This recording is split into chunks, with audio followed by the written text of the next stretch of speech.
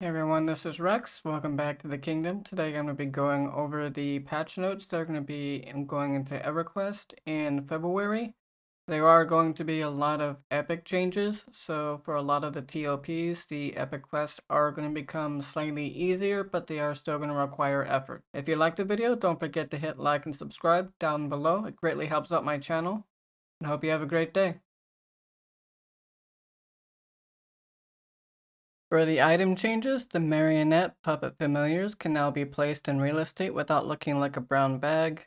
Augments purchased from Tan and Gleamstone and Western Waste can now be sold back to him for a fraction of the purchase price. They corrected AC values for caster two-handed blunt weapons. Claws of Machine augments now have the correct lower and lower equipped groups attached. Merchants that sell the Tracker's Water Extractor will now carry an unlimited stock of this item. Change some of the modern spellcasting proc items so they won't trigger from other proc effects or twin cast. This is a step, but not the entire solution, to reduce raid lag.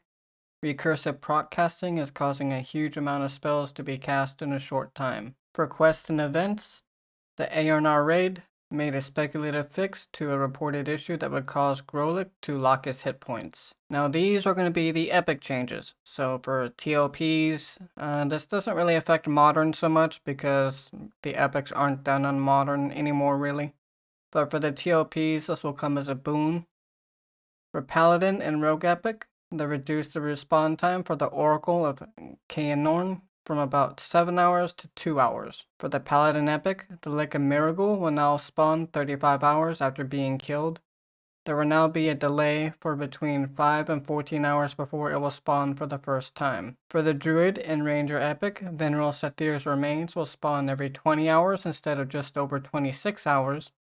This will increase the window to access this NPC for quest hand-ins. For the Magician Epic, Undertow and its placeholder will spawn every 6 hours instead of just over 7 hours. Monk Epic changes. Increase the chance for Targon the Rock from 5% to 15% and Raster of Guk from 2% to 10%. Brother Zephyr, Brother Quinn, Ranun, Brother Valentoresk, and Thena Lons have grown in strength. They are much more dangerous. Also, persons killing these folks will be greatly disliked by monk factions. Rogue Epic changes. Eldrith will now return after leaving for 1 hour rather than 8. He can no longer be killed by miscreants. Founi, Just Hands, and Tanny and Mar will no longer have any parchment on their corpses if killed. They will, however, always have them in their pockets if someone happens to be clever enough to take them. Renux Haranar will no longer carry a jagged diamond dagger. General Vagera will no longer carry a Kazakh quill. Karg Ice Bear will be a bit easier to find and will be carrying the gigantic Zwalhander more often. For the Enchanter epic changes, which is a big hoorah for me since I main an Enchanter on Eridu. Vessel Droslin and Wraith of Shishar will now respawn 9 hours after being killed, and from 5 to 14 hours after zone or server reset. Verina Tomb will now respawn 13 hours after being killed, and from 5 to 14 hours after zone or server reset. The One Key, Lost Scroll, and Charm and Sacrifice have had their respawn time reduced from 24 to 5 hours. Shadow Knight epic changes. Caradon will now spawn 8 hours after being killed and from 5 to 14 hours after a zone or server reset. Larank will now spawn 13 hours after being killed and from 5 to 14 hours after a zone or server reset. NPCs involved in the quest for Inoric's Curse can now see things that are invisible.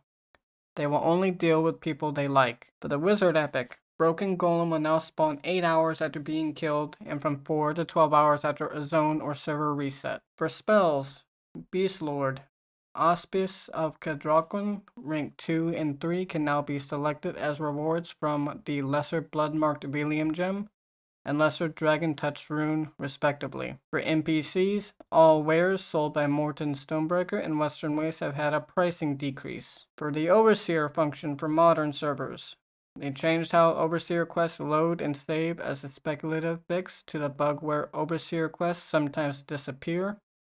As part of this change, all Overseer active quests have been deleted.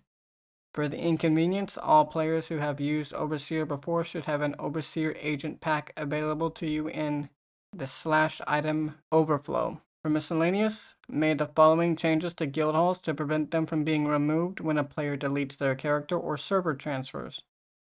Place guild halls no longer have an item owner, instead they are owned by the guild.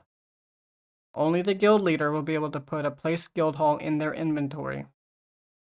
Anyone with move item access will be able to adjust a guild hall's placement. Activated combat skills, examples kick, bash, with reuse times affected by haste or slow effects can now only be slowed to a maximum of 2 times their base reuse time. This ensures that skills activated while you are heavily slowed will no longer be locked out for exceptionally long periods of time. For the marketplace, they corrected an issue where additional mount key ring slots were not visible for purchase. And lastly, they fixed a bug that caused group invites to someone that has a shortened version of your name to not function. So these are the patch notes. They're going to be coming out in February 2021. As I mentioned, there are a lot of epic fixes that are going to make the epics much easier for TLPs. Don't forget, if you like this video, to hit the like and subscribe button down below. It greatly helps my channel and helps me grow.